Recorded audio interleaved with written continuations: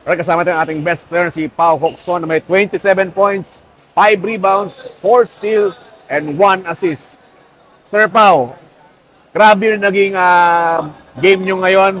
Despite na yung kalaban nyo, medyo may advantage sa nyo sa age. Pero ano ba yung naging sikreto ng isang Pau Hocson na grabe yung kondisyon, ikaw yung bumuhat ng team nyo? Wala naman. Ano lang, stay kahit paano active. Pero syempre, praise God sa panalo na tapos yung game na walang na-injury sa amin.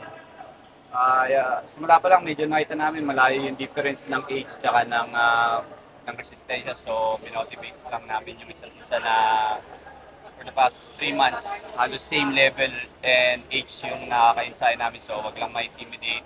Nating tulos naman, just go hard. Yun lang. Sir Pau, sino yung mga gusto mong batiin at pasalamatan?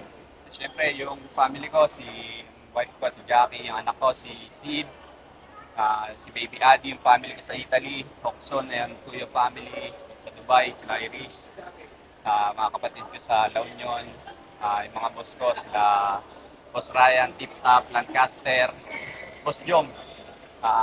Nabati ko rin yung mga kaibigan ko sa sila Paarte, sila Tolentino, sila Kuya Bal.